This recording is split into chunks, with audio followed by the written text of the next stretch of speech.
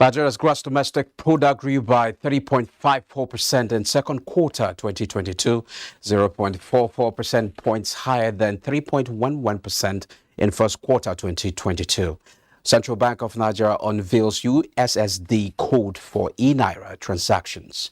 Plus, oil prices rise on US data, record about 3% weekly gain.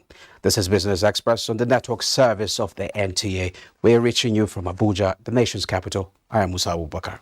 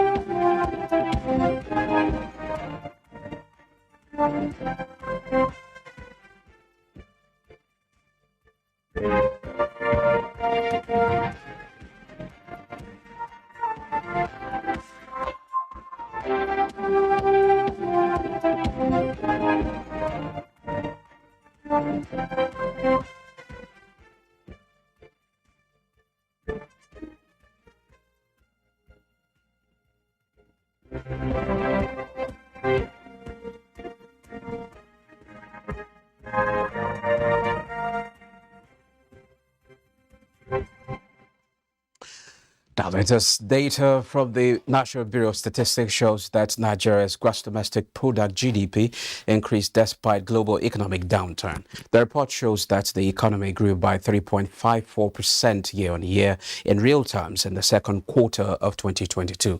The NBS says the growth rate declined from 5.01% in the second quarter of 2021, when rapid growth was recorded following the toll the COVID-19 pandemic exacted on the economy in second quarter 2020. It explained that the recent rise in prices have adversely impacted on the second quarter of 2022 performance. In the quarter under review, aggregate GDP stood at 45 trillion naira in nominal terms, higher when compared to the second quarter of 2021, which recorded aggregate GDP of 39.123 trillion naira.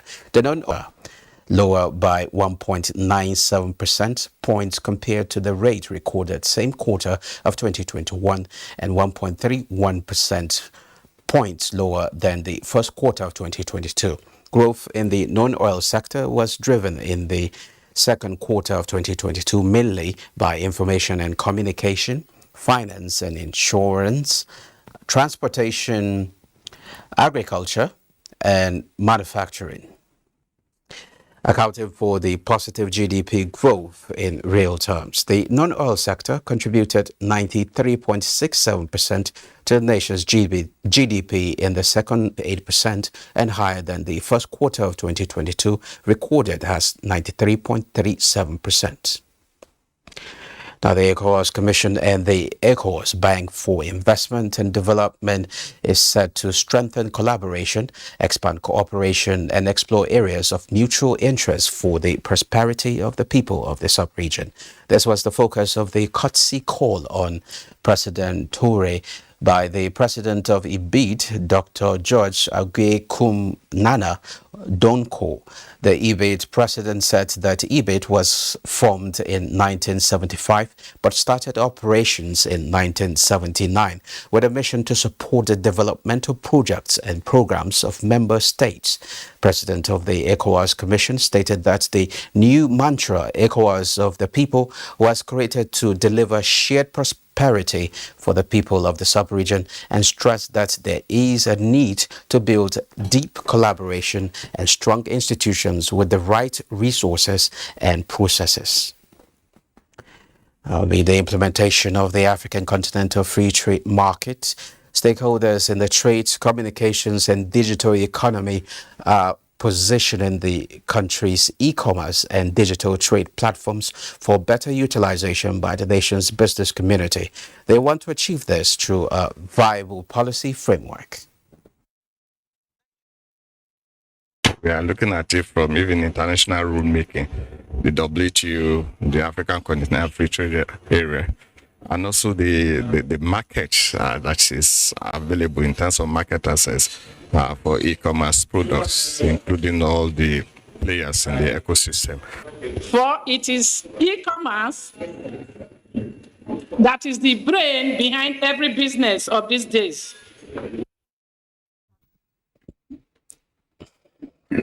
Now, the e-commerce sector has recently grown from 14% in 2019 to 17% in 2020, with current spending pegged at estimated $13 billion per annum and projected to rise to about 57.5 or rather $575 billion in revenues per annum by 2025. Now, let's take a trip to the commodities market.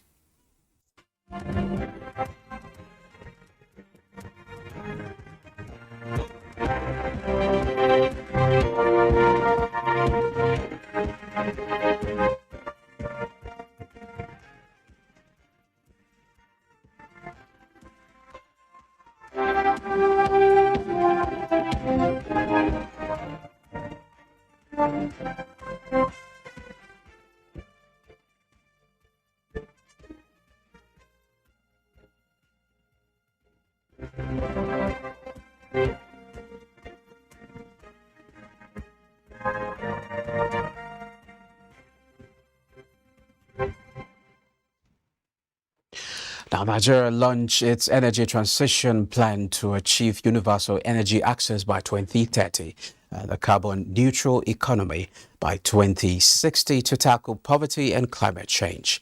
Vice President Yemi Osinbajo, who spoke at the global launch this week, said the plan is to tackle energy poverty and climate change crisis, as well as deliver Sustainable Development Goal 7 by 2030 and Net Zero by 2060.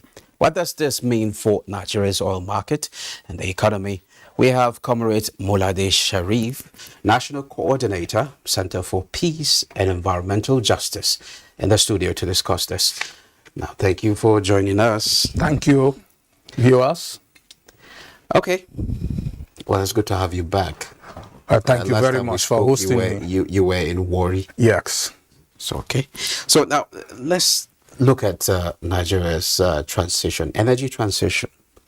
The Vice President launched it, I think, quite recently.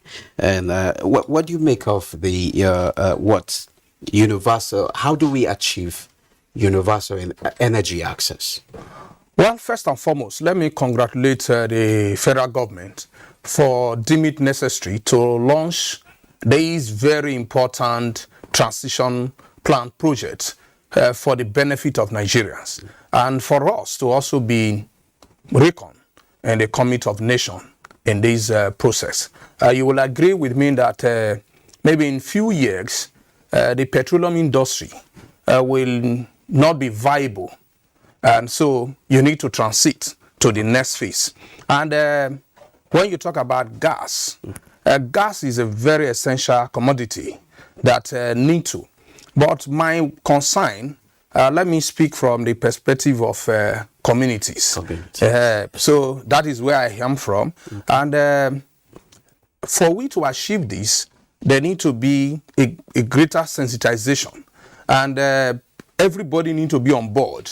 There need to be all inclusiveness in achieving this project. So it is a good one. We from the analysis, we could be able to see that if this take off, it will help to create job opportunities.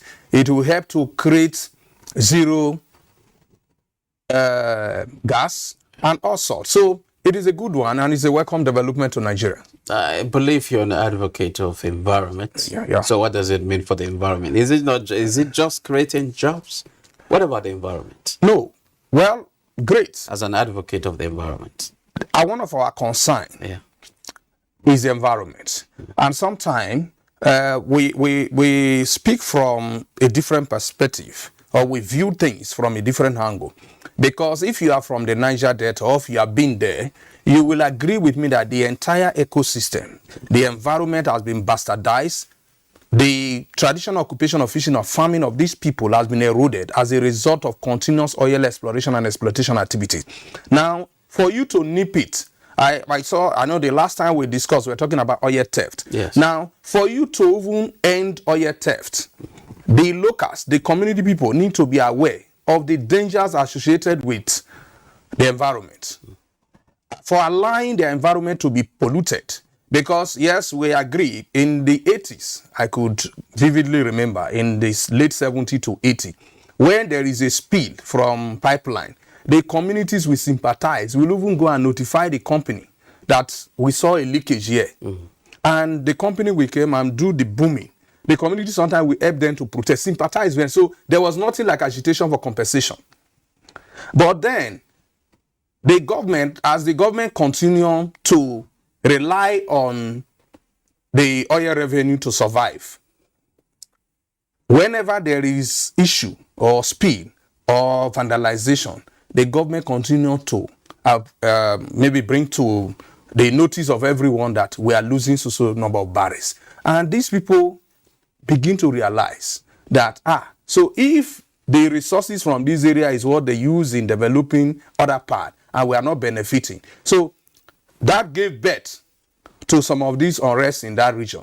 And their unknown contribution, which is involving in illegal bunkering activities, has also contributed to the destruction of the environment. So the destruction is no longer coming from the oil IOCs alone, is now coming from both parties. Both parties are now contributing to the destruction of the environment, unknown to them. Before we continue that conversation on oil theft, I understand that this particular energy transition will definitely come with a cost. Yeah. And the vice president said it's around $410 billion as against the U.S. pledge, U.S. and World Bank pledge of $3 billion. $3 billion.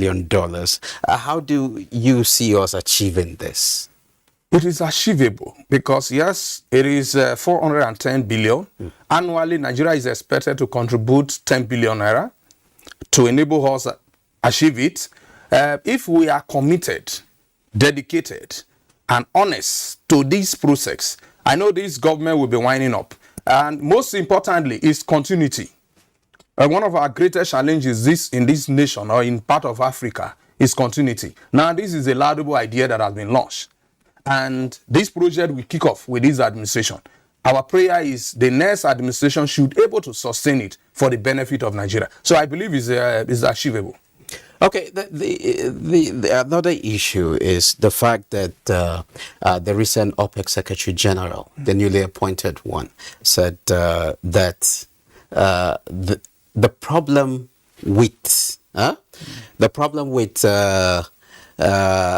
energy cost we're seeing today is as a result of lack of investment in that sector. That's why we are seeing energy crisis. So with this transition, how much political will do you see moving towards that aspect? Yes, like as I said, that is the greatest concern. Even the infrastructure, with the current infrastructure we have in the oil industry, are dilapidated. These are structures that have been on ground since the late 60s and 70s. We have not been able to rehabilitate them. We have not been able to replace them. And these things have lifespan. So some of them cause natural corrosion or pollutions and all of them. So it is important that the political will, especially the next administration, to take direct commitments to make sure that these launching should not just be political. These launching should be followed to the latter.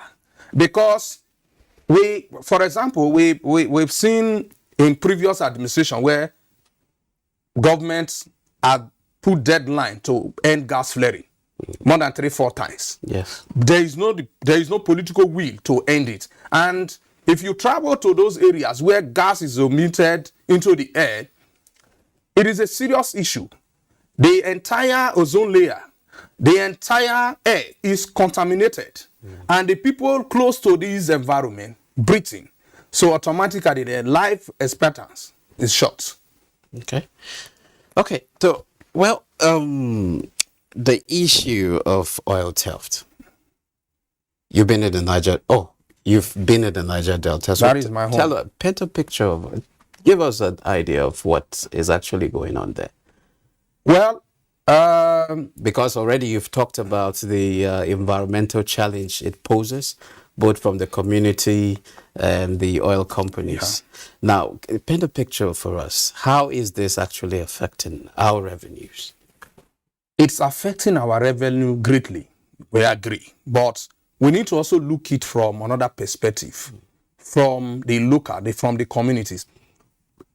Illegal bunkering or oil theft can never be a lucrative business if there is no compromise, if there is no connivance. So how do we make it not a lucrative business so that Now, for you not to make it a lucrative business, the local communities need to be beneficiary of the oil and gas industry. But are the local communities not benefiting? They are not benefiting. They are only hosting the facilities. I can tell you authoritatively. I'm part of the host communities. I was a leader in the communities. So how do we fix this? now, for us to fix it, the government need to create the enabling environment.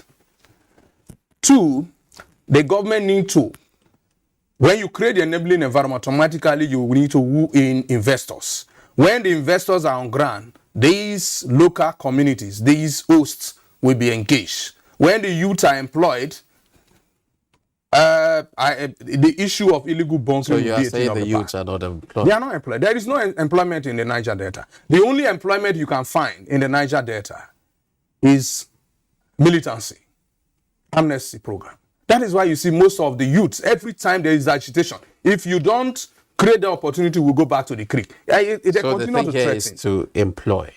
The measure Engage is to them. create the enabling environment, bring in investors so that these youth can be engaged. And when the youth are engaged, this issue of illegal bunkering will be a thing of the past. Because if we continue in this manner, one, the environment is already gone. Some of the areas in the Niger Delta where we begin to advocate, like in Ogoni land, where we said, okay, let us rehabilitate that area. It will take 30 years. You cannot rehabilitate that area. And there are other parts of the Niger Delta that is worse than the destruction of Ogoni land.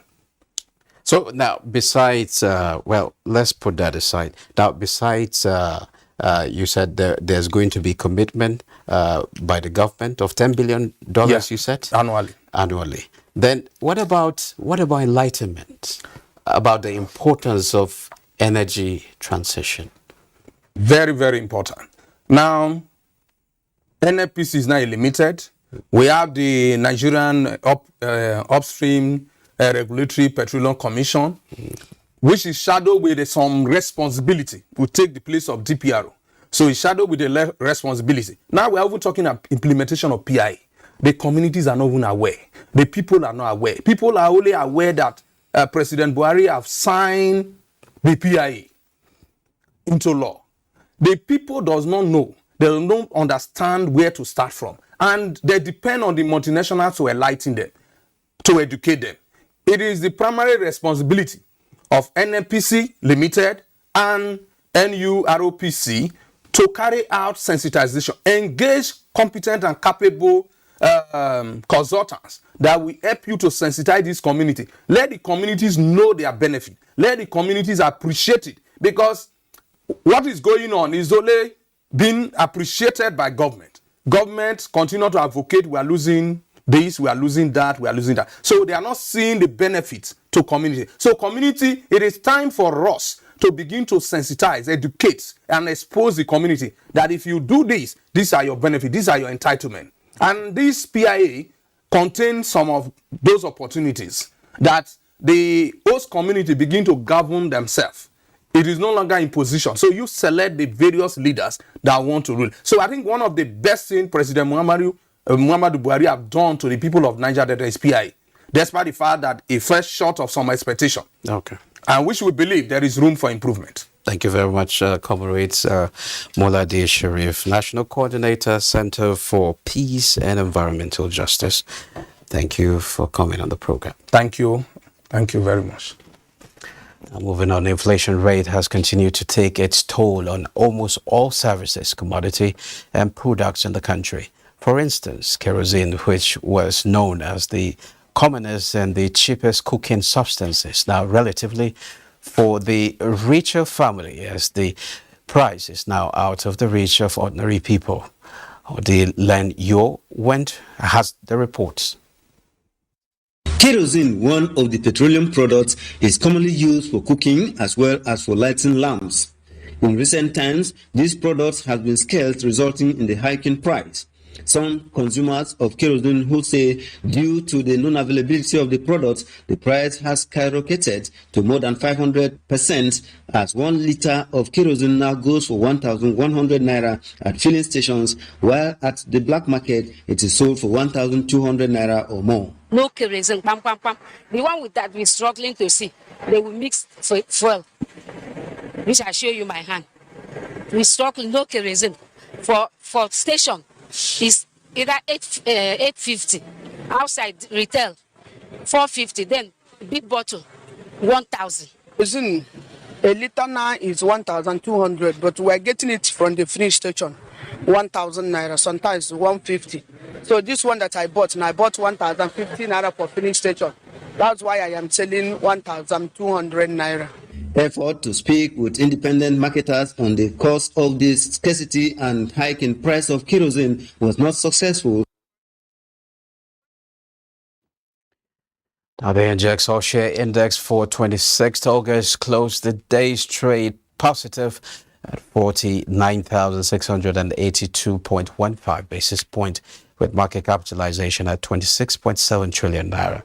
A total volume of 193.5 million shares worth 4.6 billion naira exchange hands in 3,307 deals. Now to global stocks. Global equity funds witnessed their biggest weekly capital withdrawals in 5 weeks in the week. Nekako has summary of global market activities. Hello and welcome to the Global Market Review. European markets were unsteady on Friday as global attention turned to U.S. Federal Reserve Chairman Jerome Powell's speech at the Jackson Hole Economic Symposium. Now, the German DAX was 0.3% lower, UK FTSE added 0.09%, while the CAC 40 of France was down by 0.22%. In the Asia-Pacific region, Chinese technology stocks with listings in both Hong Kong and the US were higher this Friday. The Hang Seng Index advanced 1%, the Shanghai Composite was down 0.31%, while the Nikkei 225 topped 0.57%. US stock futures dipped. The Dow Jones Industrial Average fell 0.24%. S&P 500 also depreciated by 0.37%, while the Nasdaq 100 declined 0.56%. Now, African markets were in mixed territory this Friday as Japan is set to promise some $30 billion in aid for African development at the conference to be held in Tunisia this weekend. South Africa's JSE Africa Top 40, Tunisia's Tunidex, and Ghana's GSE Composite were stocks in green, while Morocco's Free Float Index, Kenya's Nairobi All Share, and Namibia's overall index were negative. And that's Global Market Review. I am Neka Oku. Well, that's it. This is where we end this episode of the program, the last for the week. Please join us next week. Don't forget you can access all previous episodes on the YouTube. I am Musa Abubakar.